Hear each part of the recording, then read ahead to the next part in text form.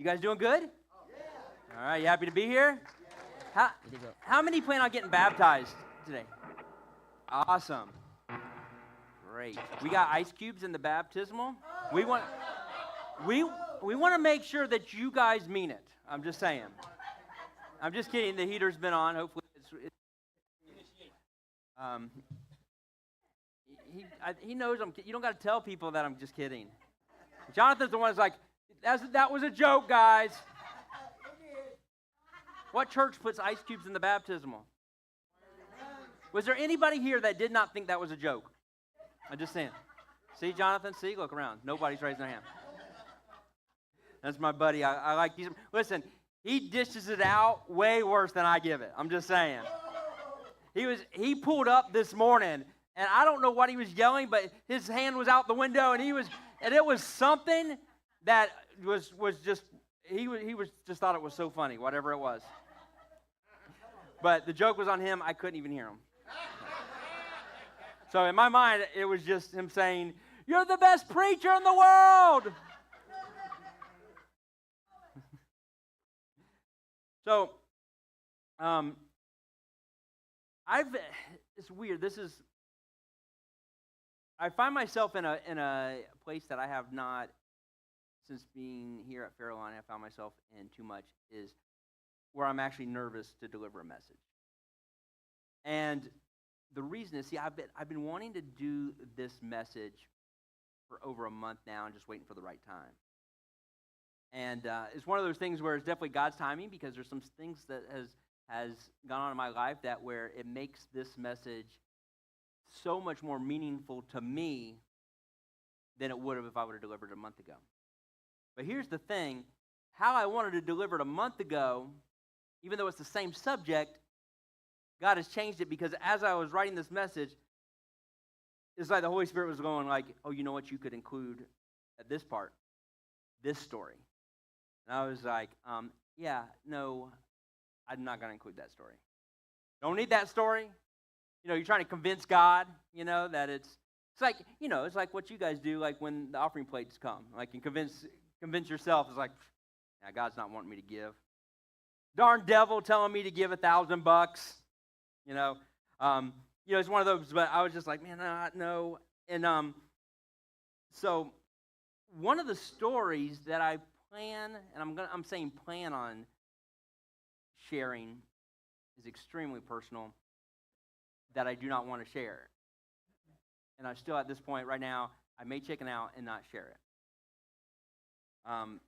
But what I did is, when God was telling me this, I was like, oh, Julie will never go for this. She's not gonna want me to share this. This is pretty personal, and it's not really a Sunday morning story. You know what I mean?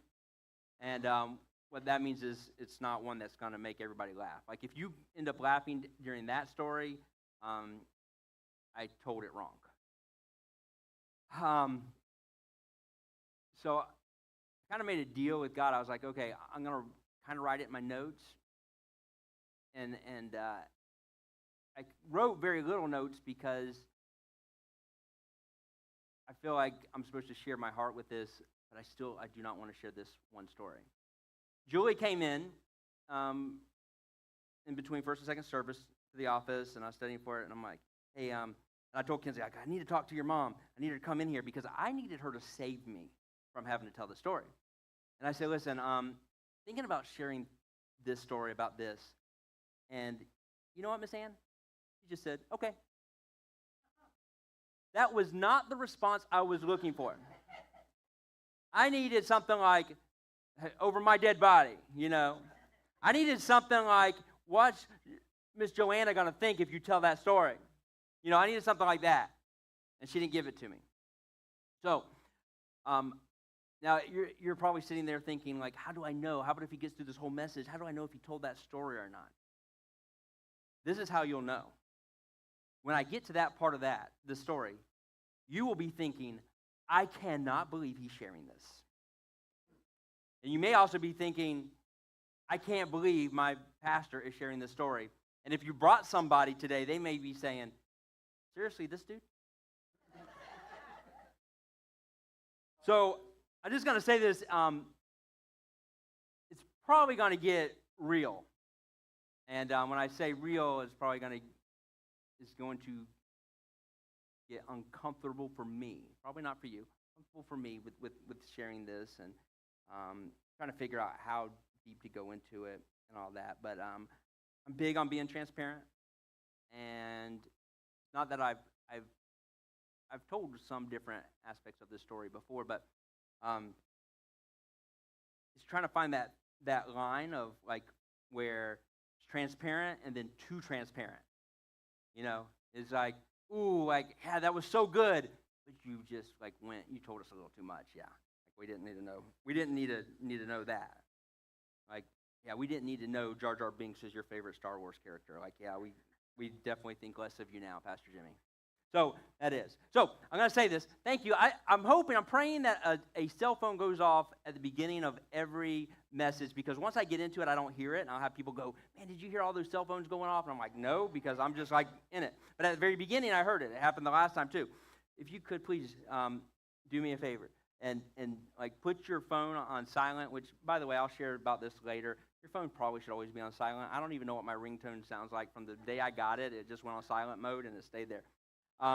Please, because, and it's really for you, because I'm going to tell some very funny jokes at different points of this message. And if your phone rings at that moment when I tell that joke, you're going to miss it. And you're going to be so mad at yourself. And you're going to be mad at the person that called you. And it might be your mom. And I don't want to be responsible for you being mad at your mom. Okay? So, for your mom's sake and y'all's relationship, but just silence it. Like, you turn it all the way down, I think it just goes to vibrate. Or you can turn it off, because I don't know, who turns their cell phone off? Like, we don't do that, do we? You just might get that important call. Like, you've only had 3 calls this whole month, but you're going to get that one important phone call. That one. So, in saying that, you're going to want to pay attention, because at some point I'm going to tell this, and then you don't want to get up and like go to the bathroom during that, and then you got to get the story from somebody else. And if you get the story from, like, say, you go to Mark Peterson and say, hey, what, I missed that story that Pastor Jimmy told you, and then he tells you, it's not going to be the same. You get a second. 2 ways. Huh? The mic went out? What? Just by the way, John was the last person that used this mic. And he knows that's not cool to use my headset mic, so I'm kind of blaming him. He may not be allowed to stay married to my sister. Now, how many of you guys, tell the truth, how many of you guys, like, when you hear a story and then you repeat that story, like, something inside of you is like, okay, I'm going to tell the truth of the story, but I need to, like, spruce it up a little bit, because the person that told me didn't make it that interesting, so I'm going to have to, like, kind of just take it to the next level. Anybody? Anybody? If your last name is Lloyd and you aren't raising your hand, you're just not telling the truth. I'm just saying. So, did everybody get the little wooden well? Everybody got one and a marker? All right. You're gonna need that for later. You should have that. You're definitely gonna want this. And what do you think I'm gonna talk about? It's a well. Jonah, right? Yeah, absolutely. Now, here's the thing. When I came up with the idea of doing Jonah, I remembered that I've already done 2 different messages on Jonah here at Fairlawn. I'm like, how many messages can you do on Jonah? Like, most of you guys, how many of you guys have heard the story of Jonah? Jonah and the whale. You've heard that story, right? Yeah, most of you guys could deliver a message on Jonah. So, but one of my favorite things to do as a preacher is to take stories that we've heard so many times. How many heard Jonah like when you were in Sunday school? You heard it like at a very young age, right? But I like being able to take these stories and then pull stuff out of it that maybe you haven't seen before.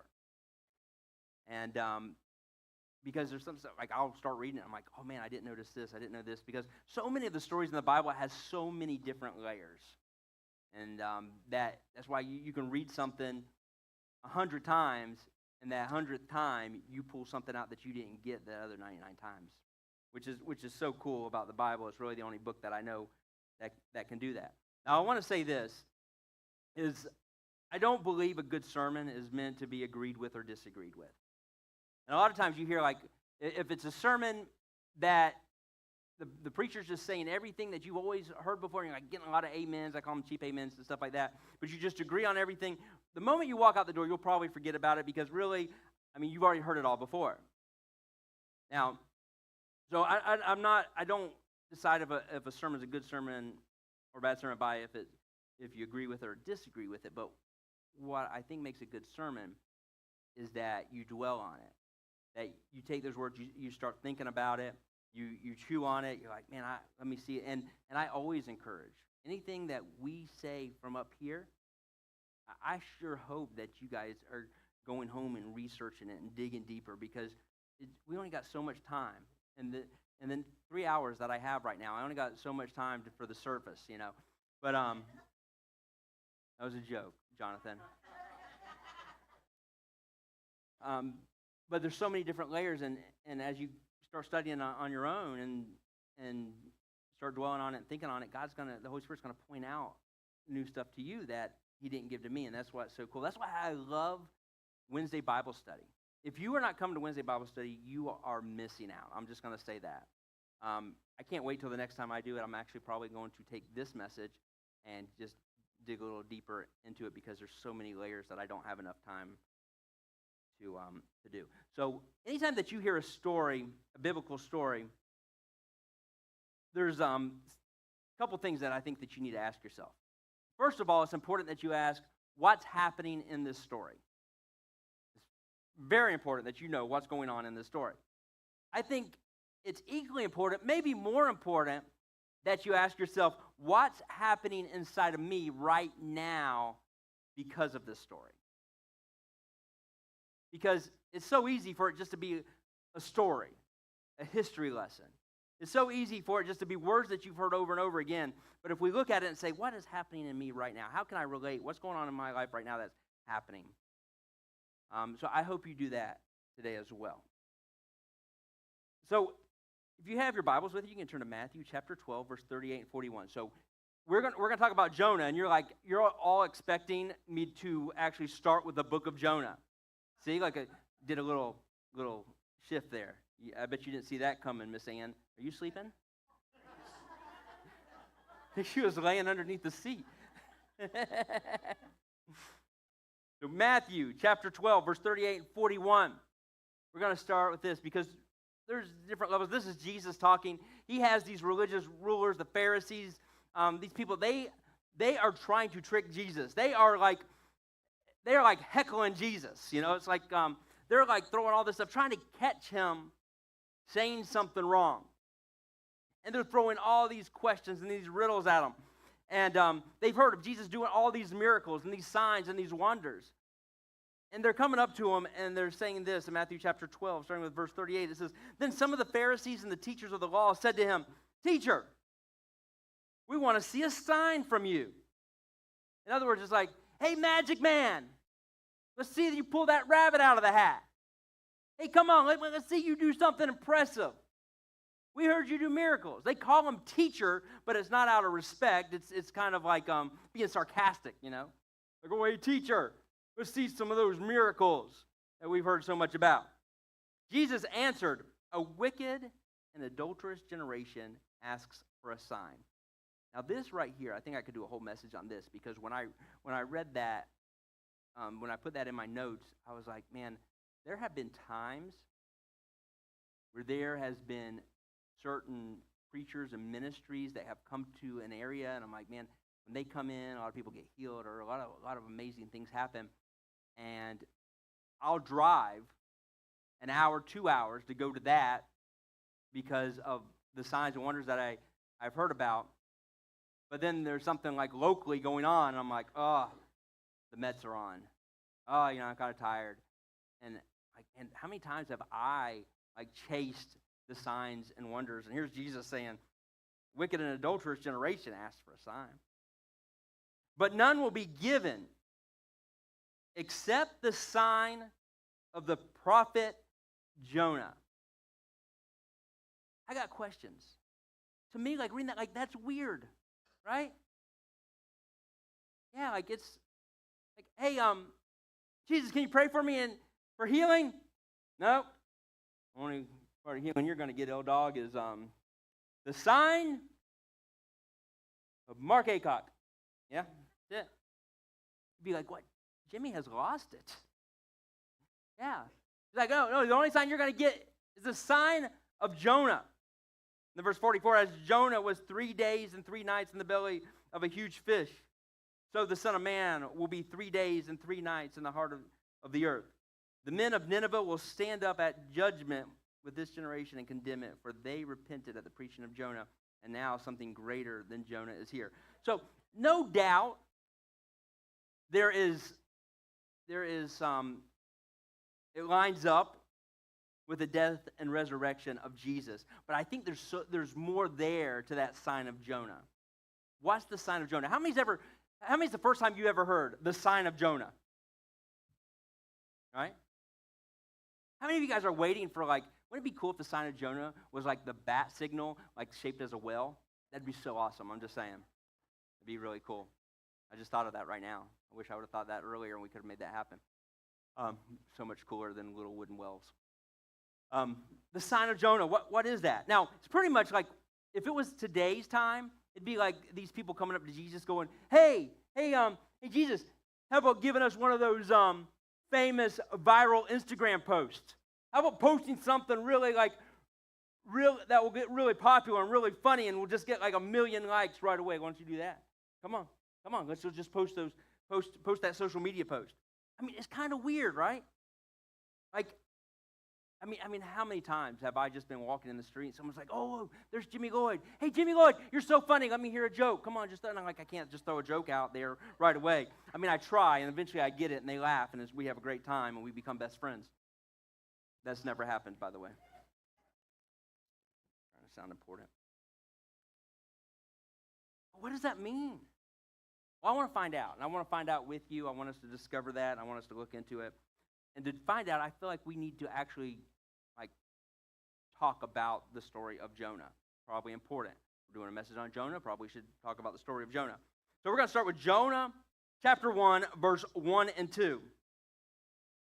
It says, the word of the Lord came to Jonah, son of Amittai. I have no idea how to pronounce that, but you don't either, so you can't tell me if I'm wrong or not. Go to the great city of Nineveh and preach against it, because its wickedness has come up before me. Now, this is how this story of Jonah starts. We get very little information or background about Jonah, right? We don't get much at all. The only thing that we get is like who his dad is, which just tells me it's kind of a daddy's boy. I'm just saying. Like if they feel like they need to throw that in there. But if you research how ancient Jewish writers, how they wrote, is they would, if they wanted you to see a story kind of like a history lesson, they would give you a lot of background to it. But if they wanted you to read that story and then place yourself in that story, they would give you very little information about that. So the early Jewish readers, when they read this, they would have made the assumption that Jonah is me. Jonah is you. And you're thinking, I don't want to get swallowed by a whale. I don't think you're going to. I can't promise you that you won't, but I don't think that's going to happen. But he is you and he is me. So the title of my message, and knowing that, is the title of my message is Jimmy and the Whale. But there's a catch. This is the title of the message for me, not for you. The title of the message for you is your name and the well. So what I want you to do, I want you to right now, you can take your little wooden well, and I want you to write your name and the well. Yeah, you knock yourself out with that. I mean, I would think that you would know that it's yours. Like, this is Jimmy, but does it mean Jimmy Lloyd, or does it mean a different Jimmy? I mean, first name's probably good, but if you want to write your last name, I'm cool with that too.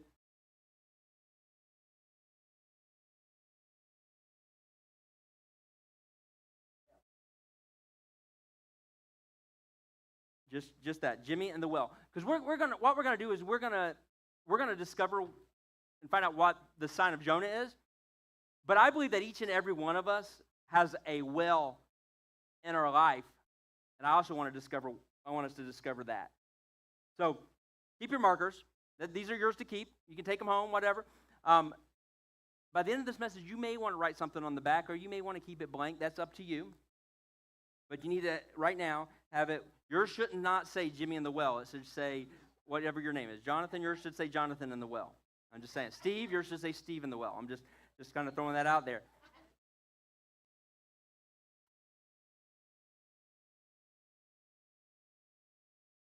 Now, this is kind of how I see this story playing out with Jonah and the well. First of all, I know from research that I've done on prophets in the Old Testament is that they were extremely popular. Everybody knew who the prophets were. There were the prophets of Judah, there were the prophets of Israel. Like, if they had a Publix back then, the prophets would have been on the cover of People's Magazine. Like, when you're checking out, you would have seen that. That's like, everybody would have known who Jonah was. I mean, this is not your average guy. He's kind of a big deal. I mean, people know him. And if this was going on today, if I took this and modernized this story, Jonah would have a lot of social media followers. People would subscribe to his YouTube channel. He'd be maxed out on friends on Facebook. Millions of people would be watching his TikTok videos. A big deal. And he probably would go by that he's a self-proclaimed influencer. You ever seen that? Like influencers online? It's like people, what really they do is they say a bunch of words that don't mean anything, but they sound really good. And it's like, oh man, I need to apply that to my life. But you really have no idea what that means. That's usually what an influencer is. But I mean, he would have been a big deal on social media. He probably would have been putting up like inspirational quotes. How many inspirational quote shares do we have here at Fairline? You know you do it. You know you do. Right? I think some of you just throw stuff out. You're like, didn't even read it. You're like, okay, I'm going to share that. No. He'd have inspirational quotes. I think, you know what? Jonah probably would have been, he's probably a little creative. He probably would have been designing like his own merch. Right? Stacy, that's merchandise. That's what merch is, yeah. Like shirts and T-shirts and hats and stuff. Yeah, you looked lost. I needed to help you out. And Janice wasn't gonna be any help. So you're welcome. And he would have designed stuff, like he would have had shirts that said stuff like you could go online to his website and buy this Jonah merch, and he would have had stuff like, I heart my creator. You know, this is pre running from God time, you know. He would have had stuff like, probably a shirt maybe that said something like, smooth sailing with Jehovah, you know. He would have had probably a hat that said something like, God says it, I'll do it. You know, it would have been a really popular item. He probably would have had something like maybe like a little edgier stuff, like probably stuff like, just say no to Nineveh. And it would have had like Nineveh with crossed out, you know. That would have been one of those that like offended some people, but some people would have loved it and they would have bought it, and they would have bought it to give to their relatives at Thanksgiving just because they wanted to see them get mad, you know. Probably like if Jonah would probably put on one of those like triathlons or something, you know, one of those where they just run, they just pay to run. I don't know, the people are crazy, just pay, and it says something like the running prophet, you know. He would have had stuff like that. Now, this is how I figured out, because Jonah, everybody has to take a break, right? So Jonah's probably sitting there like in his living room. He just made up some inspirational quote, sharing it, you know, people are tweeting stuff and all that stuff, whatever, and he's just there, and he's just looking through social media videos on TikTok, and he's like watching like cat videos. I mean, there's millions of them, right? They got all kinds, like they're saying cats can do like amazing stuff, Erica. Like they got cats doing yoga. They got like cats like cooking eggs. Cats driving a tractor. My cats don't do anything like that. But like all this, they have all these like millions of videos. So I guess Jonah like watching them, and you know, you all like watching cat videos. You know, And he just, and then all of a sudden he gets like a direct message from God. And his phone does something like, beep, beep. I don't know, because Jonah, I just kind of picture him as somebody that don't put his phone on silent. Or maybe, it's like, just by the way, I feel like I need to throw this out there again. Putting your phone on silent is what all the cool people do. Just saying, especially in church. Jennifer.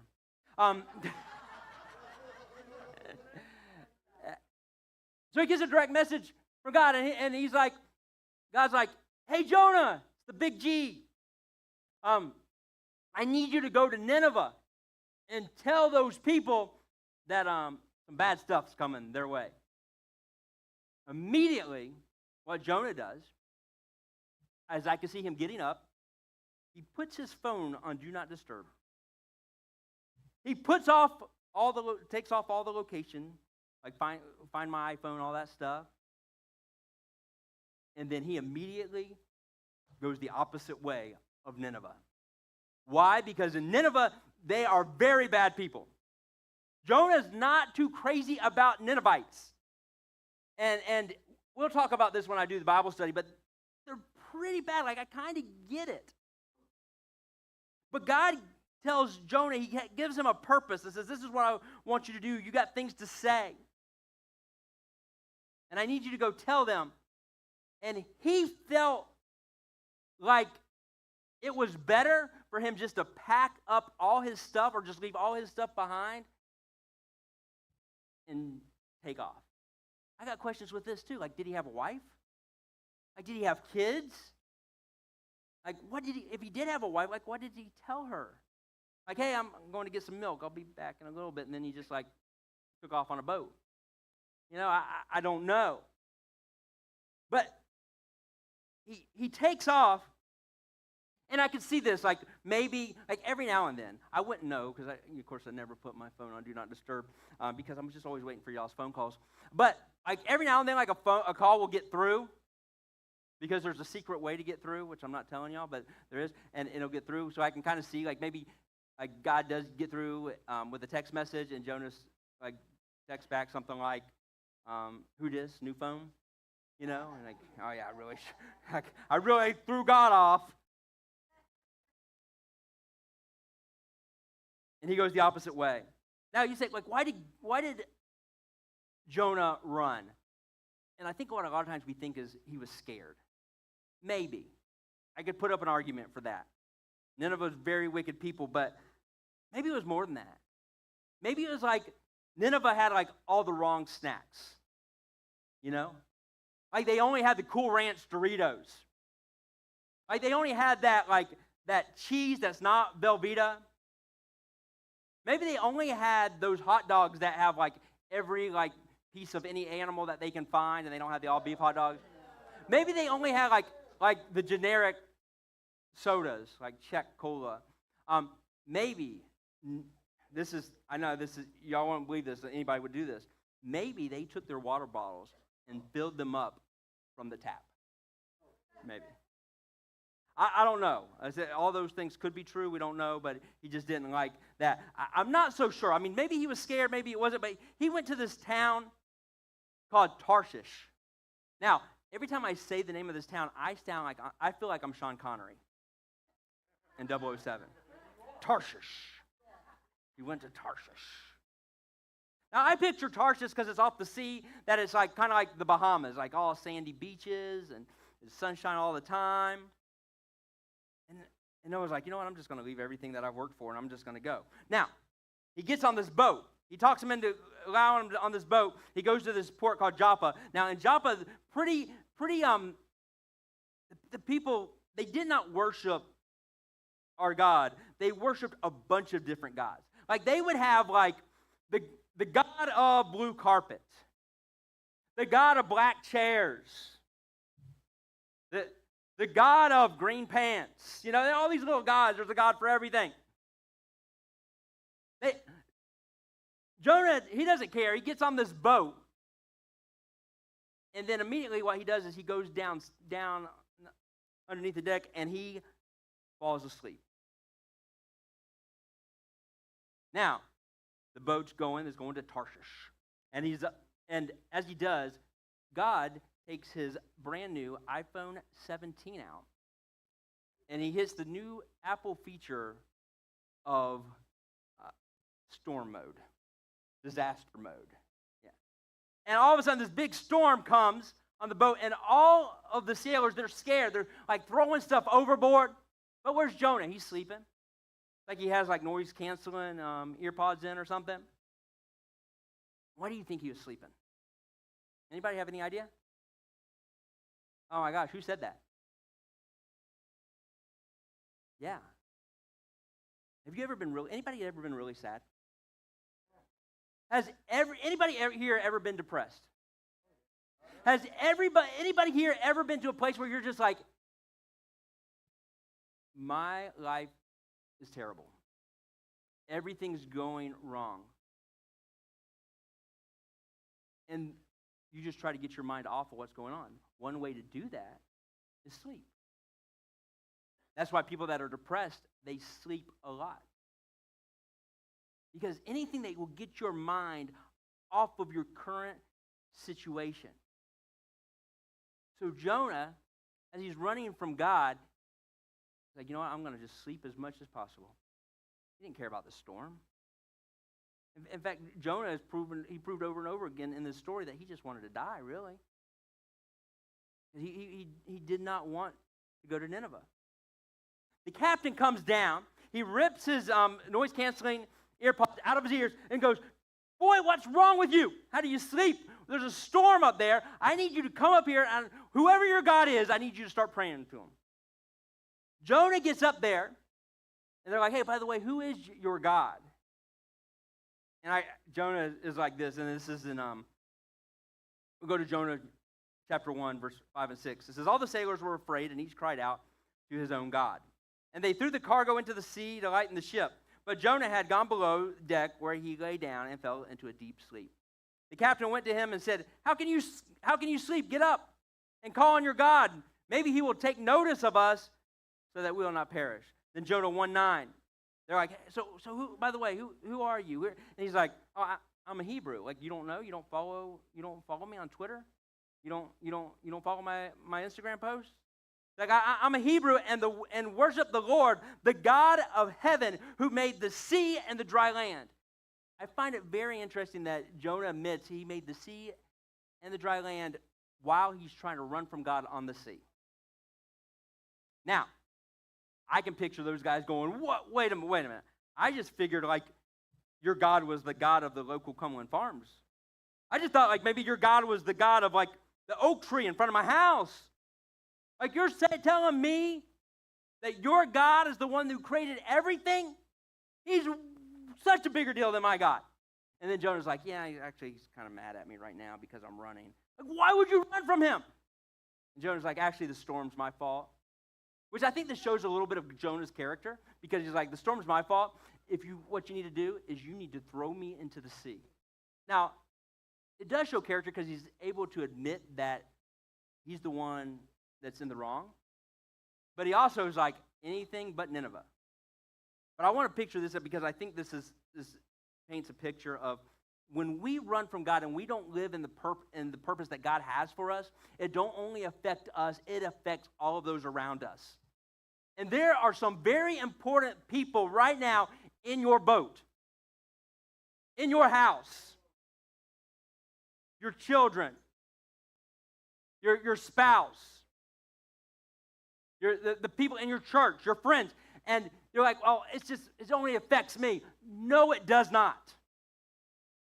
Anytime you run from what you are called to do, it affects all of those around you. So Jonah's like, you got to throw me overboard. And they're like, no, we're not going to do that. It shows the character of the men. Like, no, we're going to try to get to shore. And it says that they tried to get to shore, and it just got, the seas got wilder, and they were like, all right, we're going to have to throw you overboard, bud. He's like, yeah, I've been telling you that this whole time. Now, here's the cool thing about this. Here we got Jonah running from God, the opposite direction of where God wants him to be. But God, even his running, God still uses him. And I think that's very important for some people here because you're in a place where you feel like, man, my life is so messed up. I've made such a mess of things. There's no way God could ever use me. And in fact, I'm just going to keep coming to Farallon until that lady with the white and red hair stops cooking.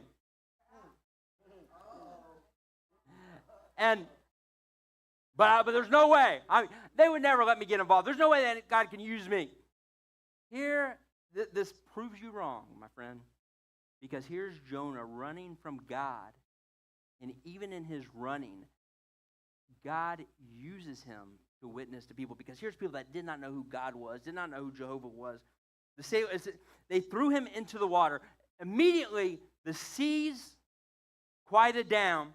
In Jonah 1:16, it says, the sailors were impressed, no longer terrified by the sea, but in awe of God. They worshiped God and offered a sacrifice and made vows. Because they saw what happened with Jonah, they said, yeah, we're going to give our life. They gave their lives to God.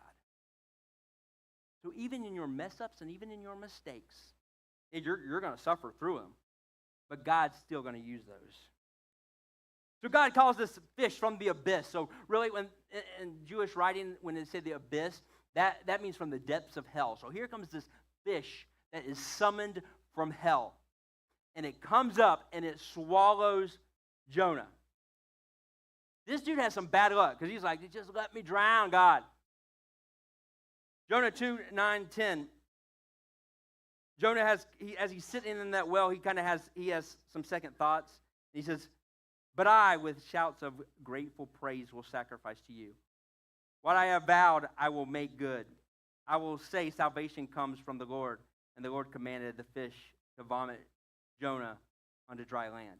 Now, when I'm reading this, I'm kind of like, come on, Jonah. Like, yeah, you prayed in the belly of a whale, of a fish. Like, it's easy to cry out to God when you're sitting in hell. Because of your decisions that you made, and you made such a mess of things, there's no way that you can get out of them, and then you cry out to God.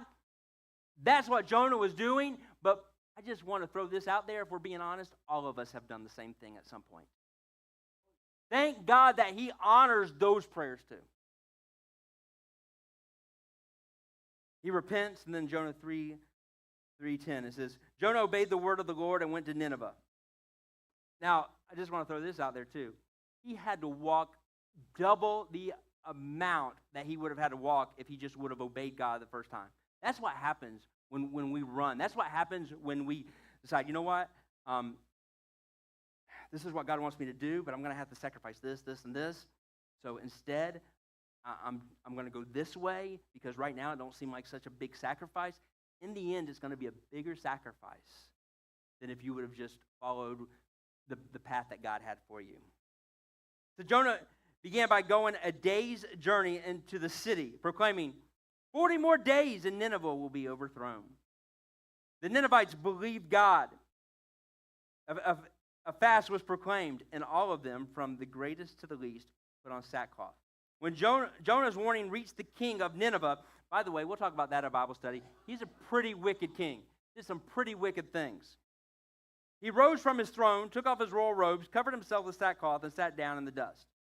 This is a proclamation he issued in Nineveh. By the decree of the king and his nobles, do not let people or animals, herds or flocks taste anything. Do not let them eat or drink, but let people and animals be covered with sackcloth. These are the people that put sweaters on their pets. Yeah. These are my wife's people. So let everyone call urgently on God. Let them give up their evil ways and their violence. Who knows? God may yet relent with his compassion and turn from his fierce anger so that we will not perish. Verse 10, when God saw what they did and how they turned from their evil ways, he relented and he did not bring on them the destruction he had threatened. So Jonah, the Bible says that going through Nineveh was such a big town, it took 3 days to go through Nineveh. Jonah spent 1 day there. He walks in, And in the Hebrew language, he preached a message that was exactly 5 words.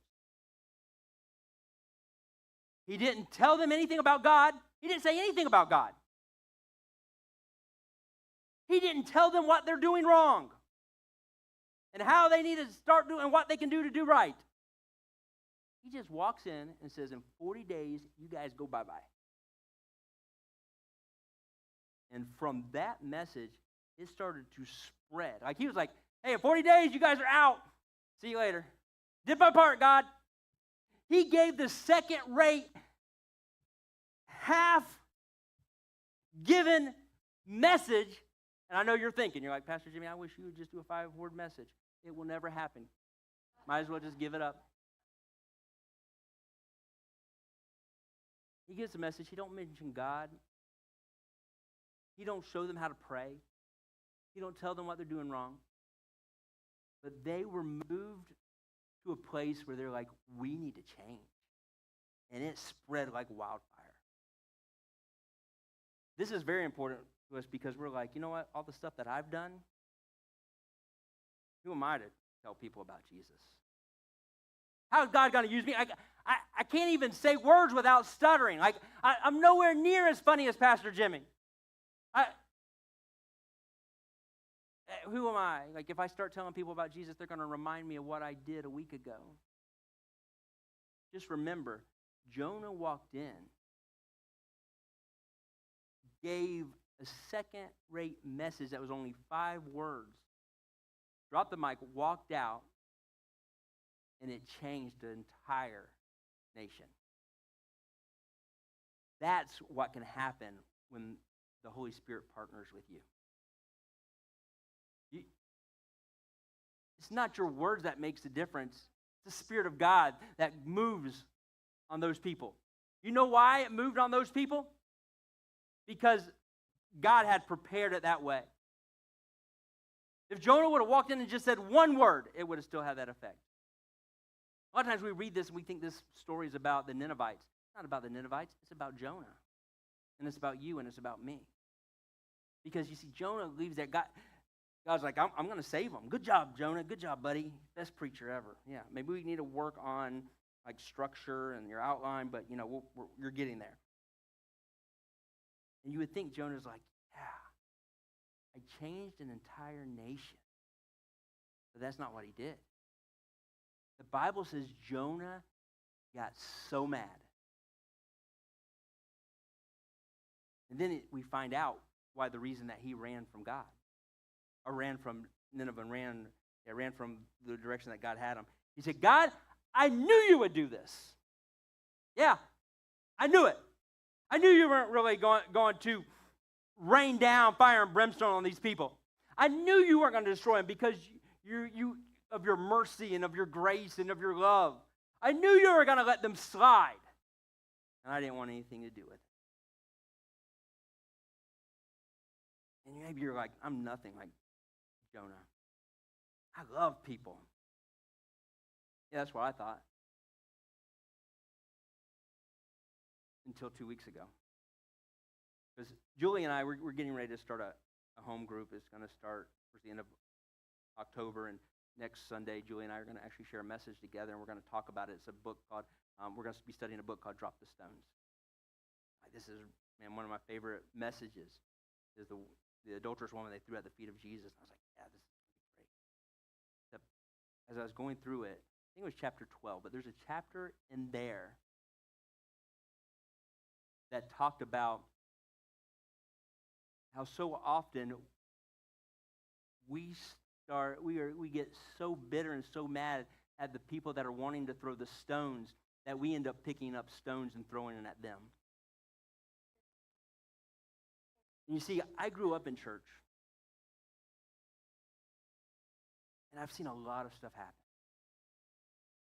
I've walked away from church, come back, and it's kind of like this love-hate relationship, not with God, but with the church. And I'll be quick to point out when church people or self-proclaimed Christians are sharing the love of God. But I didn't notice what I was doing so often. is as they were throwing stones at them, I was picking up stones and throwing at them. If I'd have done this message a month ago, I would have never came up here and said, yeah, I'm Jonah. Yeah, I'm just like that.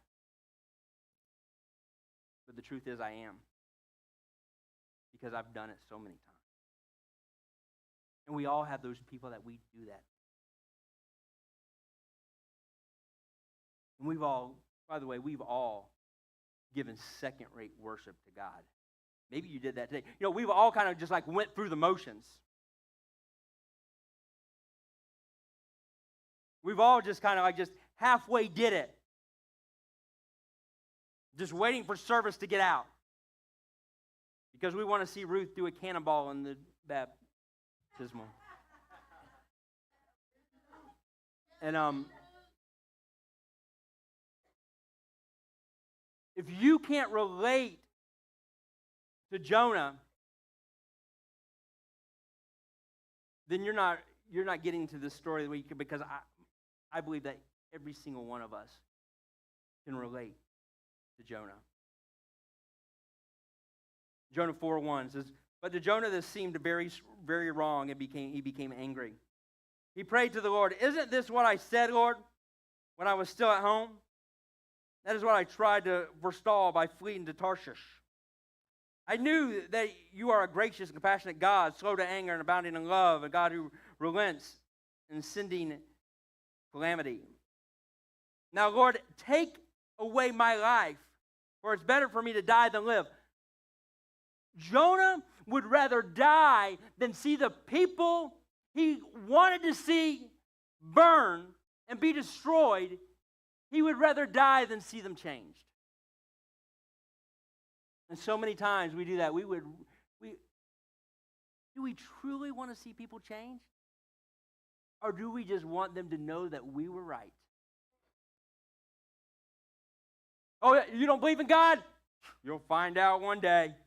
Oh, you don't believe in Jesus? I bet you'll believe in him when you're burning in hell. Like, what? Is that what we want? So what's the sign of Jonah? This is what I believe it is. The sign of Jonah is the sign of death and resurrection. See, Jonah expected things to go one way. No, the Ninevites could never change. The sign of Jonah is all about dying to our expectations.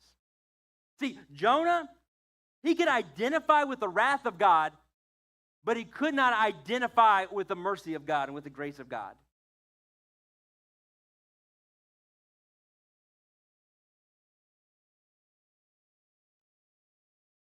So, being that beautiful blonde on the end of the second row, we've been together for 9+ years. And I want to tell you, you want to talk about someone that has sacrificed, is that woman right there. And I could go on, but we got married. From day one, married, got into ministry. Without her ever, that was the first experience of church. And she has gone through some junk. I'm just going to say that.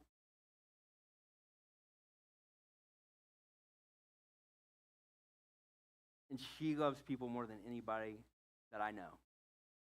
I don't know anybody that shows the love of Jesus to complete strangers the way that she does. Now, she does love animals more than any person. We're still working on that. But just the fact that she's with me is a miracle. And you're like, what do you mean, Pastor Jimmy, you're such a catch?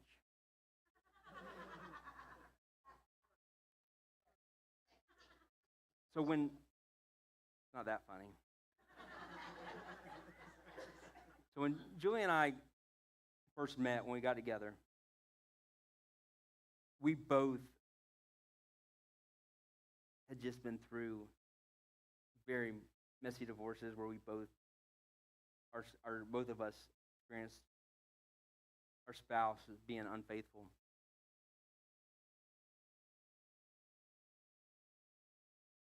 And my and this is the thing is I don't want to share this. Why? Because I'm embarrassed, really. Um, I've done a lot of different interviews. Like youth will have like projects that they do, and kids in the youth group will ask me, "Hey, Pastor Jimmy, can I interview you?" And I had my niece recently do it. Every single one of those have this question: is like, what is the one thing that you're most embarrassed about? Like, what? Why do I got to answer this to a teenager? And why is this on all of them? But if I'm being honest, the thing that I'm most embarrassed about is that I'm on my third marriage, and which means I failed at two other marriages.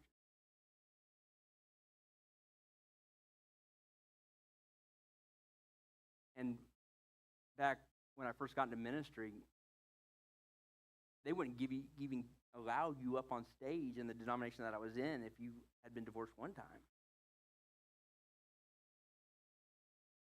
So I'm saying that just the fact that I'm in the spot that I'm at now, I consider myself extremely blessed. So Joy and I had just started dating. We were only together for like a month, maybe less than that. And I get this phone call from a Vero Beach police officer. It says, "Mr. Lloyd, this is Officer so-and-so. I need you to come pick up your daughter. This is where we're at because we are arresting your ex-wife for driving under the influence." Now, I knew that she had an issue with addiction, and I got in my car and I went and picked up my daughter, and my ex got arrested. And I remember thinking, I hope she never gets out.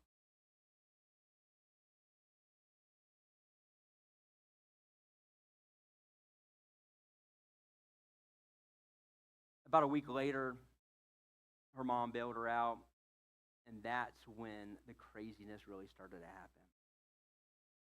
Because Julie and I both started getting these crazy text messages, these phone calls. We had Department of Children Family called on us.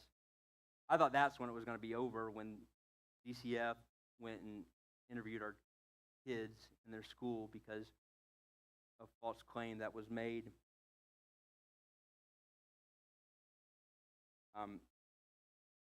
After she got the DUI in the car, the next morning, DCF showed up at my door, and they got my story and story from my kids, and then I remember how excited I was because they said, "Mr. Lloyd, we are going to file a motion that's going to give you full custody of your daughter and take away parental rights from your ex." And I was like, "Thank you."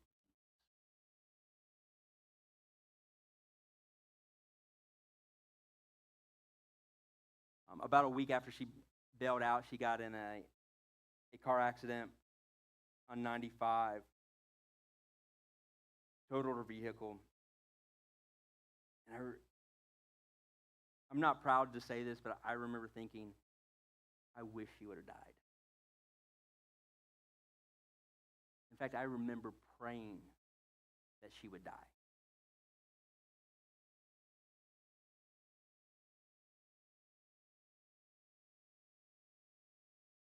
A couple weeks after that, she was on 95 again. Still hadn't taken her license away, even though she was going through all these court hearings. And on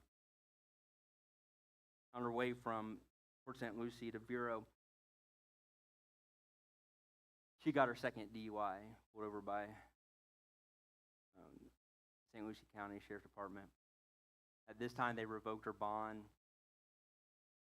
and she spent close to a year in jail. And I remember praying that she would never get out. But, man, my daughter's going to be better off. I met this amazing woman There's no way she's going to stay with me with all this craziness going on. Going through that time, I mean, I'm going to tell you right now, during that time that she was in jail, it was glorious. It really was. No more crazy texts, no more crazy phone calls, no more worrying about someone just showing up at my door.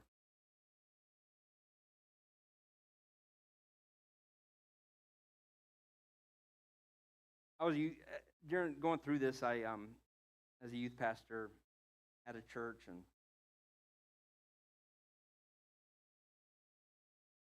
a few people knew what we were going through, but not a lot. And I remember going there, and I remember being at a worship service, and I mean, thinking back, I'm like, man, your mind was in such a crazy place. But I remember going up to the front and just praying, God, I hope she never gets out. God, keep her in there forever. Protect my daughter. Crazy how I thought that. Like, I thought that God cared less about her than she did us. And I'll never forget this. Julie telling me, you know what, I'm just praying that God changes her life and that he brings us to a place where Kinsley has two moms and that we can co-parent and everybody's happy. And I'm like, she's nixing my prayers. Like, that's the opposite of what I'm praying for. And I'm like, that's never going to happen. She's never going to change. She finally went to her court date, and Heath, you can come up here and pray. Play. I'm telling you guys, I really don't want to share all this. Got her court date, and they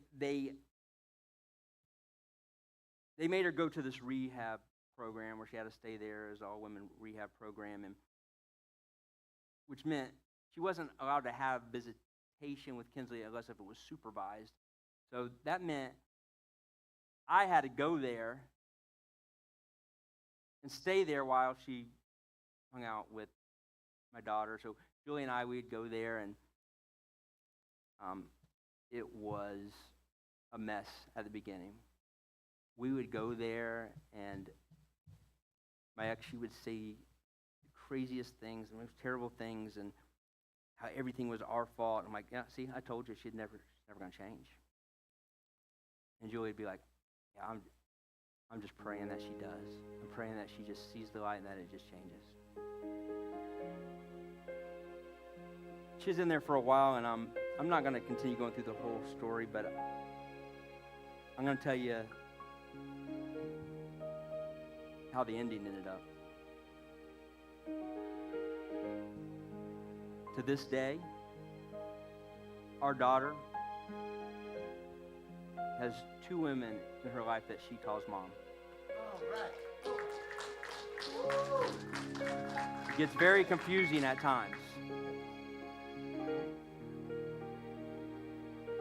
And both of her moms talk almost every day.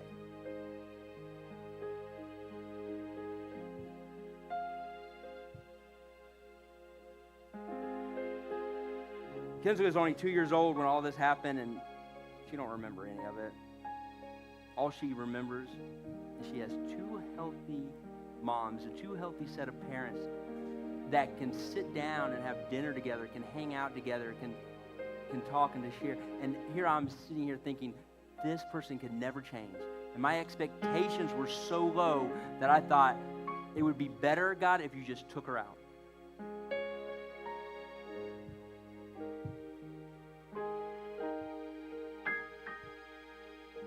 Then my daughter would have never known her if I would have got my way. I just want to tell you how bad it is. My ex invited Julie and I the first time that she, and right now she's very involved and very active in helping other women that have substance abuse get out of that addiction. And the first time that she ever spoke and shared her testimony at AA. She invited Julie and I. And I remember us sitting there. I don't know, this is probably the part where I go too far. We were sitting there, and she was telling about her DUIs. And she was telling about her second DUI, and she goes, I was actually on my way to my ex-husband's house, and I had borrowed a gun from somebody. And I was going to go to that house, and when they opened the door, I was going to start firing, and I was going to kill every person in that house. She goes, I took every pill that I could get a hold of. I was going to just start shooting and kill every person, adult, kids, and then I was going to turn the gun around on myself. I thought, my God, I probably could have went the rest of my life not knowing that part. But that just shows the place that we were at and how God turned that around. And right now, you may be at a place thinking, I know this person in my life, and they will never change. They will never get to that point. It'd be better if they were just taken out. It'd be better if they were just removed from my life. And your expectations of that. Maybe it's not a person. Maybe it's of a situation. And that thing has become your well and just keeps swallowing up all of your purpose. And you keep running because you're like, oh, that's too much to sacrifice. It's too much to sacrifice. Maybe God's birthed something inside of you. And you're like, I don't want to share that. But I was at that place just like 2 minutes ago. I don't want to share that. Man, what are people going to think of me if I share that? How about everything I'm going to sacrifice if I share that? I guarantee you, if you don't, and you hold on to that God has given you, the sacrifice at the end is going to be greater than the sacrifice now. Because see, you don't get to choose whether you sacrifice or not. You just get to choose what that sacrifice will be. You don't get to choose whether you pay the price or not. You just get to choose what you're willing to pay the price for. And you don't get to choose whether death comes and resurrection comes, because as you've been sitting here listening to my message, 300 million of your cells have died, and 300 million of your cells have been rebirthed. It's going to say this. Some things have to die so that other things can be reborn. And those things may be your expectations. And maybe your ideas of how things should be. Do you only give God everything when you're in the belly of that well? Or are you giving God it all? Good times, bad times. Are you living in purpose? Because God has so much for you. So my friends, my family of Fairlawn, I'm finishing up right on time here. May you be able to identify what that well is in your life and that keeps swallowing up purpose. And may you stop running from it and confront it. May you lean into the sacrifices that God has called you to sacrifice. Because if you don't, you're going to sacrifice so much more. And may you be willing to pay the price for the things of God. Because I'm telling you right now, it's worth paying the price for. Grace and peace. I love you.